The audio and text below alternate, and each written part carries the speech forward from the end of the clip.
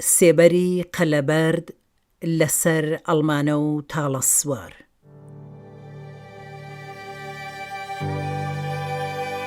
بیرەوەریەکانی مەلەکە مستەفا سوڵتانی. مۆسیقا پێدرام شەهلایی. تۆمار و خوێندنەوە شەهین شەهلایی. ئاڵلقەی چوارەم. خوێندن لە شاری مەریوان. من و ناجیە کە کلاسی شەشمان تەواو کرد قەرار بوو بۆ درێژەی خوێندن بچینە مەریوان. براگەورەکەم سەعید ماڵوکاری خۆی گواستەوە بۆ مەریوان. دوای ڕۆیشتنی ئەو مەدرسەکەی ئەڵمانە مامۆستای نەبوو. من و ناجیە و حیشمەت چووینە ماڵی سەعید لە مەریوان. حیشمەت زۆر منداڵ بوو، لە کلاسی دووهەمی سەرەتایی دەیخوێند. زۆر بیری دایکمی دەکرد. ڕووسەریەکی دایکمی پێبوو، هەموو شەوێک بۆنی پێوە دەکرد و بەوە تاسەی دووری دایکمی دەشکان. شەوانە لە لای من دەخەوت، ئەگەر چی خۆشم منداڵ بووم، بەڵام زۆر ئاگام لێی بوو هەوڵم دەدا جێگەی دایکمی بۆ پڕ بکەمەوە. کاک سەعید کوڕەکانی مامۆ عیززەتم ئازیزەی گیانبەخت کرد و ئەحمەد و جەعفەری هێنایە ماڵەکەی خۆی کە ئەوانیش لە خوێندن دوانەکەون. ئەمجد و ڕەزا چوونە سنە بۆ دەرس خوێندن، ئەوانیش زۆر منداڵ بوون.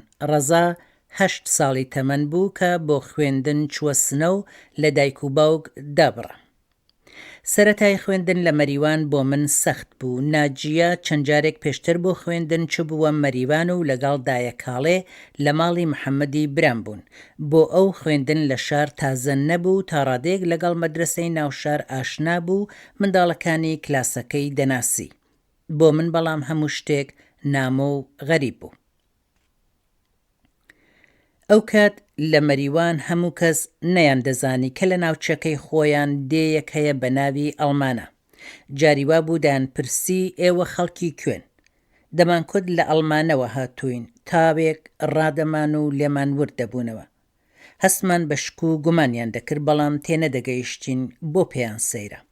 دواتر کە زیاتر ئاشنا بووین و لەگەڵیان بووینە دۆست، زانیمان کە ڕامانەکەیان هی ئەوە بووە کە نەیان دەزانی دێیەک هەیە بە ناوی ئەڵمانە. ئەوان بە وڵاتی ئاڵمان تێگەیشت بوون و باوەڕیان پێ نەکردبووین. بۆیان پرسیار بوو کە ئەگەر لە وڵاتی ئاڵمانەوە هاتووین، چۆن ئاوا کوردی دەزانین؟ ئێمە لە دەبیرستانی کچانەی شاناز کە تەنیا خوێندکاری کلاسی 7 و 8 و 9 بوو، دەستمان بە خوێندن کرد. ئەو کچانەی وا دوای کلاسی 9 درێژەیان بە خوێندن بدایە دەچوونە دەبیرستانی فەڕوخی کە کوڕان و کچان تێکەڵ بوون. دەبیرستانی شاناز زۆر چکولە بوو. هێندێک لە دەبیرەکان دیپلۆمیان نەبوو، دەرسیان بە ئێمە دەکوت. مەریوان شارێکی زۆر چکولە بوو. بەشێک لە دەسەڵاتداران و دەوڵەمەندانی شاری ئاغاکان و ماڵە شێخەکانی دێهاتی دەوروبەر بوون کە ماڵیان هاتبووە مەریوان و لە شاریش هەر بەدابوون نەریتی بنەماڵەی خۆیان دەجۆڵانەوە و حەزیان لە ڕەفتار و شێوە ژیانی شاری نەبوو. ئێمە لە مەدرسە هەردووکمان لە خوێندندا زیرەک و وریا بووین و وەک دۆستە شاریەکانمان دەجۆڵاینەوە و حەزمان دەکرد جلوبەرگمان وەک ئەوان بێت. بەڵام لە ماڵەوە دەبوو هەڵسوکەوت و جلوبەرگمان هەروەک ئەڵمانە بێت. هەستمان دەکرد هێندێک لە دۆستەکانمان کە خەڵکی شاری بوون، ئازادی هەڵسوکەوتیان لە ئێمە زیاترە. ئەوە بۆ ئێمە هیچ خۆش نەبوو. ناجیە لە من بوێرتر بوو، زۆر هەوڵی دەدا خواست و ویستی خۆی بەجێبێنێت. من بۆم گرنگ نەبوو، زۆر گوێم نەدەدایێ. خوێندنی ئێمە لە شار بوو بە جێگەی قسەوباسی هێندێک لە خزمان و کەسانی دیکەش. بەلایەنەوە سیر بوو کە دایک و باوکم کچەکانیان بۆ خوێندن ناردووەتە مەریوان. زۆر قسەی ناشیرینی ئەوانمان دەبیستەوە. دەیانکوت خوێندنی کچان هەر بۆ ئەوەیە فێربن نامەی ئاشقانە بۆ کوڕان بنووسن. لە مەجلسێکدا کەسێک بە باوکمی کوتبوو کچەکانت دەنێری فێربن نامە بۆ خۆشەویستەکەیان بنووسن.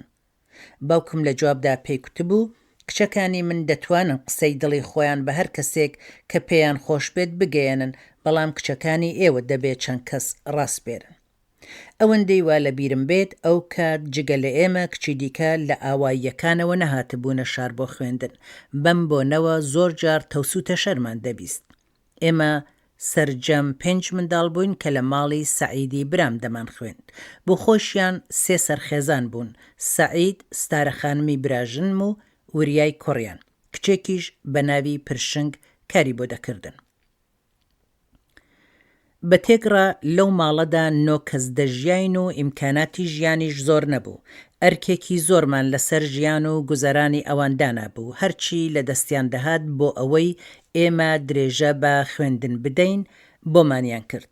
دوای هەر تاقیکردنەوێ کە کارنامەمان دەهێناوە کاکم پێی دەکوتین نمرەی ئێوە ماڵ و باڵەخانەیە بۆ من. سەرەڕای هەموو مێهرەبانیەکانیان جاری واش هەبوو نەیان دەزانی چۆنا و چۆن هەڵسوکەوتمان لەگەڵ بکەن و دڵیان دەشکاندین. سەعید زۆر حەزی لە ڕاو بوو. ڕۆژانی بەتاڵی دەچوو بۆ ڕاو. ڕۆژێک لە کاتی ڕاودا بەرازێک هێرشی بۆ دێنێ و لاقێکی دەشکێ. زۆر سەختی کێشا و چەند مانگ لە ناو جێگەدا بوو. هەرەو ساڵە هاوکلاسیەکی خۆشەویستمان لەدەستا. تا ماوەیەک خەمی لە دەستچوونی گوڵباخ لەسەر دڵی هەمومان قورسایی دەکرد. گوڵباخ کچێکی ڕووخۆشی لە بەردڵان و خوێنگەرم بوو. دەنگیشی زۆر خۆش بوو لەسەر کلاس گۆرانی دەکوت. دایکی گوڵباخ گۆیا لە سەفەر دەبێت و لەسەر ئەوەی کە لە مەدرسە گۆرانی کوتووە لە ماڵێ زۆر ئازاری دەدەن. ئەوەندە خۆی لە تنگانەدا دیتبوو کە ئاگر لە جەستەی خۆی بەردەدا. ماڵەکەیان لە نزیکی ئەو مەدرسەیە بوو کە سەعیدی برام کاری لێ دەکرد. کاتێک لە ڕووداوەکە ئاگادار دەبێت خێرا گوڵباخ دەگەیەنێتە نەخۆشخانە. بەڵام بەداخەوە سووتانەکەی ئەوەندە زۆر بوو کە کارێکی ئەو تۆی بۆ نەدەکردرا و ڕۆژی دواتر ماڵاوایی لە ژیان کرد. ئەو ڕووداوە دڵتەزێنە شاری مەریوانی بەگشتی غەمبار کرد و هەموو جێگایەکی شار بۆ نیشاندانی ڕێز بۆ گوڵباخ داخرا. هاوینان دەچوینەوە بۆ ئەڵمانە. جگە لە کاری ماڵەوە لە مەزراژ لەگەڵ براکانمان کارمان دەکرد. هەروەها هەموو ڕۆژێک کاک فواد و ڕەشاد دەرسی ئینگلیسی و ماتماتیکیان بە هەمومان دەکوت کە بۆ ساڵی داهاتوو ئامادە ببین. هێندێک لە ئێمە خۆشک و براکان چاومان کز بوو. کاتێک لە مەریوان دەستم بە خوێندن کرد کلاسەکە گەورەتر بوو. دیتنی نووسراوەکان لەسەر تەختەکە بۆم ئاسان نەبوو. باوکم بردمیە تاران بۆ لای دوکتوری چاو. لەوێ ماوەیەک لە لای کاک فواد و ڕەشاد مامەوە کە خوێندکاری زانکۆ بوون. هەردووکیان کاتی زۆریان بۆ من تەرخان کرد و دایان بردمە ناو شار بۆ گەڕان.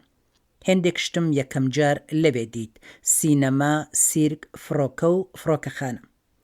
لەگەڵ خانەوادەی ڕەفیقێکی ئەوان سوهراب کەیقوبادی و مریەم تەوەجوهی بانکراین بۆ جەژنی دیاریکردنی خزمێکیان. من بەجلی کوردیەوە چوبوومە تاران. مریەم خانم زۆر هەوڵیدا تا دەستێک جل لە جلەکانی خۆی و سیمای خوشکی مێردەکەی بۆ من ئامادە بکە. کاتێک چوونە ناو ماڵەکە وەکو عادەتی هەمیشەیی لەبەر دەرگا پێڵاوەکانم داکەند و چووم لە لای باوکم دانیشتم. چاوم گێڕا جگە لە من کەس پێڵاوی دانەکەندبوو. خێرا ڕام کرد و پێڵاوەکانم لە پێکردەوە. من و باوکم و ڕەشاد چوین چاویلکەکانم وەربگرینەوە. زۆر دڵتەنگ و پەشۆکاو بووم. دەتکوت شتێک قەوماوە. ئەوان هەستیان پێکردبوو کە من نیگەرانم. کوتیان بچینە ناو شار بگەڕین. لە ناو شار گەڕاین و دانیشتین بەستەنیمان خوارد و چوینە پارکێک وێنەمان گرت. ئەو سەفەرەی من لەگەڵ باوکم پێکەوە چوینە تاران وەکەو کاتانەی لەگەڵ براکانم و هاوڕێکانم دەگەڕام شان بەشانی باوکم بەڕێدا دەڕۆیشتم. باوکم زوو ئامۆژگاری دەکردم کە دەبێ من لە پشت سەریەوە بڕۆم. منیش هەنگاوم خاو دەکردەوە و دەکەوتمە پشت سەری. بەڵام هەرزوو لە بیرم دەچووەوە و دیسان دەکەوتمەوە لای شانی. باوکم دەستمی دەگرت و دەیکێشامەوە دواوە. نەورۆز کە چوینەوە بۆ ئەڵمانە چاویلکەم لە چاودا بوو. ڕۆژی دوای هاتنەوەم کچێکی ئامۆزام بانگی کردم و کوتی دایە عەینا ئێژێ بێت بۆ ئێرە. دایە عەینا ژنی مامۆی گەورەم عەلیبەگ بوو. عەلیبەگ دوای هاتنەوەی لە زیندان و تاراوگە زۆر نەژیا.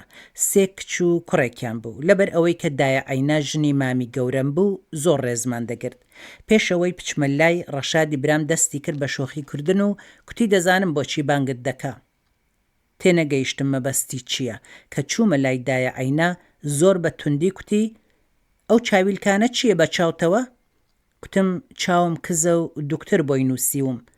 بە تووڕاییەوە کوتی کچ و چاویلکە ئابڕووچوونە چۆن شتیوا دەکەی تینم بۆ هاتبوو بۆ ئەوەی بتوانم خۆم دەرباس بکەم کوتم باوکم بردومی بۆ تاران بۆ لای دکتور و ئەوەها کاک فواد و کاک ڕەشادیش چاویلکەیان لە چاوە بەم قسەیەم زیاتر تووڕە بوو کوتی ئەوان کوڕن و هیچیان لێ عیب نییە بەڵام تۆ بەم کارەت سەری تایفەی مستەفا سوڵتانی نەوی دەکەی 12 برات هەیە ئەگەر ئەوان نەتوانن بەرت پێ بگرن ئەوەندەت ئامۆزا هەیە کە هەر پەلێکت لەسەر کێوێک فڕێ بدەن زۆر ترسام دەستم کرد بە گریان چاویلکەکەم داگرت و خستمە گیرفانم و گەڕامەوە بۆ ماڵێ ڕەشاد کە لەسەر بانەکە دەهات و دەچوو چاوەڕوانی هاتنەوەی من بوو کە دیتی چاویلکەکەم بە چاوەوە نییە زانی چ ڕووی داوە دەستی کرد بە شۆخیکردن و منیش دەگریام کە گەیشتمە ناو حەوشەکە کاک فواد و ڕەشاد بە پیرمەوە هاتن قسەیان لەگەڵ دەکردم کە باوکیشم هات هەمویان دڵخۆشیان دامەوە و کوتیان پێویستت بە چاویلکەیە و نابێ لای بەی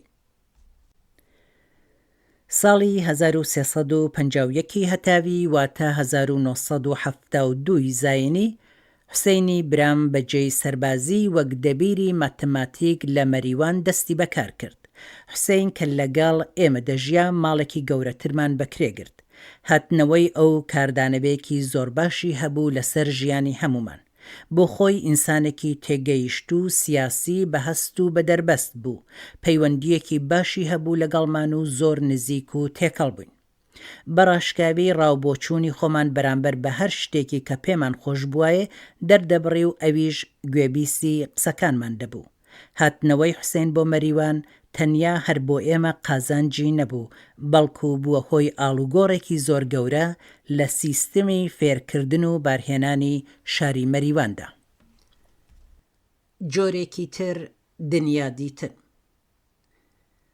کاتێک حوسێن لەلایەن ساواکی ڕژیمی پاشایەتی دەست بەسەرکرا لە ماڵی ئێمە بوو بە شیوەن و گریان هەموو نیگەران بووین ئەوەندە تێگەیشت بووم کە گیرانی کاک حوسێنم لەسەر تاوان و خراپەکاری نییە و گریانی ناوێت ئەگەرچی لە دڵەوە دەکوڵام بەڵام بە ئاشکران نەدەگریام چەند جار دایکم لێم تووڕە بوو ناجیە و من گەورە بووین و هەرکامەمان خەریکی کارێک بووین ناجیە چایپەز بوو کارەکەی زۆر سەخت و ناخۆش بوو بەیانیان زوو سەماوەری ڕۆشن دەکرد لە پێشدا باوکم بەرچایی دەخوارد دوای ڕەنجبەر و کارگەرەکان و دوای ئەوانیش خێزانی ماڵ لە ڕۆژدا چەند جار نەوتی دەکردەوە ناو سەماوەرەکە و هەتا درەنگانی شەو بەردەوام چایی ئامادە بوو هەر جارەی چەند کەسێک لە کار دەهاتنەوە و چاییان دەخواردەوە و دەچوونەوە سەرکار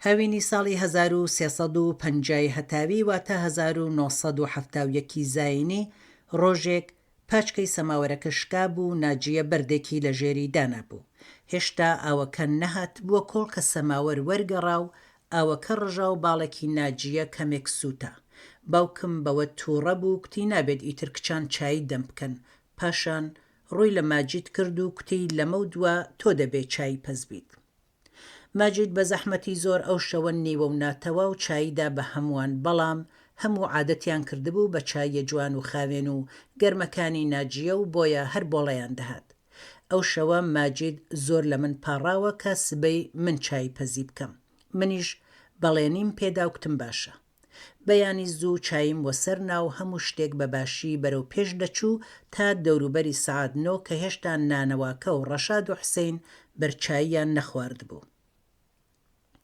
سەماوەرەکەم پڕ کردبوو لە ئاو و دەکوڵاو بە قوڵتەقوڵتی ئاوەکە لەسەر سینیەکە دەلەریەوە کە لە ناکاو بەردەکەی ژێری دەرپەڕی و سەماوەرەکە بە مندا ڕژا و نەوتەکەی ڕژایە ناو سینیەکە و ئاگر بڵێ سەیسان تەنیا شانسم ئەوە بوو کە ڕەشاد و حوسێن لە نزیک من دانیشت بوون ڕەشاد سینیەکەی بە ئاگرەکەەوە فڕێدا ناو حەوش و حوسێنیش منی لە ناو ئاوە کوڵاتووەکە بەرز کردەوە و زوو دەرپاچەی شەڵوارەکەی قرتان بۆ بەرشانسی گۆرەوی درێژم لە پێدا بوو بەداکەندنی گۆرەویەکەوە پێستی پێم داماڵڕا ئەو ڕۆژە هەینی بوو حوسێن خێرا خۆی گەیاندە مەریوان و هێندێک دەوا و دەرمانی هێنا بەڵام لەبەر ئێش و کزانەوەی سووتانەکە وەخت بوو سوێم بێتەوە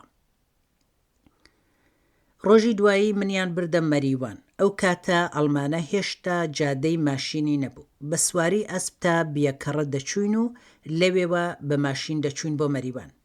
ماوەیەکی زۆر لەوێ مامەوە بۆ دەرمانی سوتانەکەم.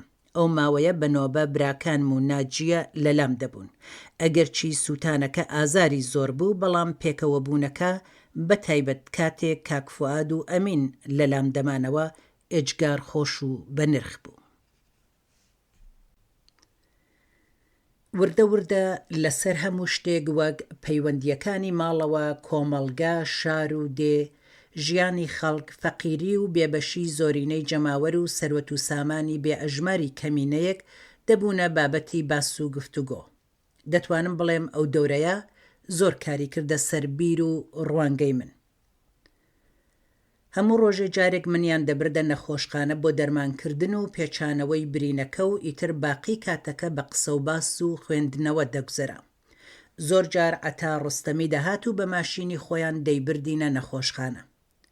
کاتی گەڕانەوە بۆ ئەڵمانە عەبەی برام لەگەڵ جەمیل زەکەریایی کە هاوڕێ بوون هاتبوون بۆ بیەکەڕە بە دوای ئێمەدا. من پێشتر جەمیلی زەکەریاییم نەدی بوو. لە یەکەم دیداردا زۆر لە دڵنزیک و خۆماڵیانە هەڵسوکەوتی دەکرد و دەتکوت ماوەیەکی زۆرە یەکتر دەناسین. کوتی کە دوو خوشکی هەیە، فەریدە و نەسرین، و پێشنیاری کرد لەگەڵ ئەوان ئاشنا بم و ببینە دۆست. دواتر لەگەڵ فەریدە و نەسرین ئاشنا بووم و ئەو ئاشنایەتیە بوو بە بناغەی هاوڕێیەتیەکی پتە و 2 ساڵ لەگەڵ فەریدە هاوکلاس بووین. ئەو 2 ساڵە دەورانێکی شیرین و تاڵ زۆر سەخت و پڕئەزموون بوو بۆ هەردووکمان. یادی فەریدە بەخێر چەند ساعت پێش دوایین سەفەرەکەی لە نۆی خاکەلێوەی 1350 هەتاوی واتە 1979 زاینی کە لەگەڵ جەماعەتێکی شۆڕژگێڕ بەڕێوە بوون بۆ یارمەتی پزیشکی بۆ خەڵکی تورکەمەن سەحرا کە ڕژیم هێرشی کردبووە سەریان، تەلەفۆنی بۆ کردم و کوتی بەداخەوە لە سنەنی ئەگینا دەبووینە هاوسەفەر. لەگەڵ نەسرینی خوشکی پەیوەندیمان هەر بەردەوامە. کلاسی 8 بووم. شەهینی مەسناوی مامۆستای ئەدەبیاتمان بوو. ڕۆژێک کوتی بە دڵخوازی خۆتان ئینشایەک بنووسن. وەختی خۆی ئەمینی برام باسی بێکاری خەڵکی بۆ کردبووم. منیش بەسەرهاتی کوڕێکی دیپلۆمەی بێکارم وەک ئینشانووسی. کوڕە بێکارەکە هەرچەند هەوڵ دەدا کارێکی دەست ناکەوێ و بە ناچاری لە باخچەی ئاژەڵان کارێک وەردەگرێ. کەوڵی مەیمونێک لەبەر دەکا و لە بەرچاوی گەشتیاران خۆی وەکو مەیمون نیشان دەدا. ڕۆژێک لە هەڵبەز و دابەزدا دەکەوێتە ناو قەفەسی شێرەکان و زۆر دەترسێ و کەوڵەکە لە شانی دادەماڵدرێت. شێرەکە پێی دەڵێ مەترسە، منیش لیسانسەی بێکارم. کاتێک ئەو ئینشایەم خوێندەوە هەموو زۆریان پێخۆش بوو بە دەنگی بەرز پێکەنین. بەڕێوەبەری مەدرسەکە بیستیەوە و قسەی لەگەڵ شەین خانم کردبوو. دوای ئەوەی کۆمەڵێک پرسیاری لێ کردبوو پێی کوتبوو نابێ ئیجازە بدەی شاگردەکانت شتی وا بنووسن. ساڵی 1349 هەتاوی واتە 1970 زاینی ساواک دەزگای ئەمنیەت و زانیاری حکوومەتی شا بۆ گرتنی حوسێنی برام ڕژانە ماڵمان. 2 کەس بە ناوەکانی دووستدار و قەتری هاتن و دەستیان کردە پشکنینی ماڵمان. دەیان هەویست بەڵگەیەک ببیننەوە کە کاری سیاسی حوسێن بسەلمێنێت. تەواوی کەلوپەلی ماڵیان هەڵڕشت. دایکم لە کاتی وادا فریامان دەکەوت. هەرچی کاغەز و نووسراوەیە کە پێی وابوو نابێت دەست ساواک بکەوێ خستبوویە ناو گۆزەیەکی ئاو و گۆزەکەیدا بە کچێک کە بە بیانووی ئاوهێنان بچێتەکانی. بەم جۆرە نووسراوەکانی لەبەر دەستوچاوی کاربەدەستانی ساواک دوور خستەوە و هیچ بەڵگەیەکیان دەست نەکەوت. هاتنەوەی کاک فواد بۆ مەریوان. کاک فواد ساڵی 1351 هەتاوی واتە 1973 زاینی بەجێی سەربازی وەک بەرپرسی ئیدارەی کارەبا لە مەریوان کاری دەست پێ کرد. پەیوەندی ئەو لەگەڵ کرێکاران و کارمەندانی ئیدارەکە زۆر دۆستانە بوو و شان بەشانی ئەوان لەوێ کاری دەکرد. ئەو کە ئەندازیار و بەڕێوبەری ئەو ئیدارەیە بوو زۆر جار تا درەنگانی شەو خۆی بەسەر دارتەلەکانەوە بوو کارەبای بۆ گەڕەکە هەژار نشینەکان دەبرد. ئەو کارەی ئەو نەتەنیا کاردانەبەیەکی باشی لەسەر دەوروبەر بوو، بەڵکو بەشێک لە لایەنگرانی حکوومەتیش بە چاوێکی باش دەیانڕوانیە کار و پرۆژەکانی ئەو. ڕەفتاری کاک فواد و جێگە و پێگەی لە نێو خەڵکدا ببووە هۆی نیگەرانی ساواک و فەرمانداری مەریوان. سەرنجام بووە کێشە لە نێوان کاک فواد و فەرماندار کە ناوی نیرومەند بوو. کاک فواد تەسلیمی زەخت و زۆری فەرماندار و ساواک نەدەبوو. ئەوانیش بڕیاریاندا دووری بخەنەوە و هەرواشیان کرد و ناردیانە ئیدارەی کارەبای شاری بروجێرد و لەوێ درێژەی بە خزمەتە سەربازیەکەیدا.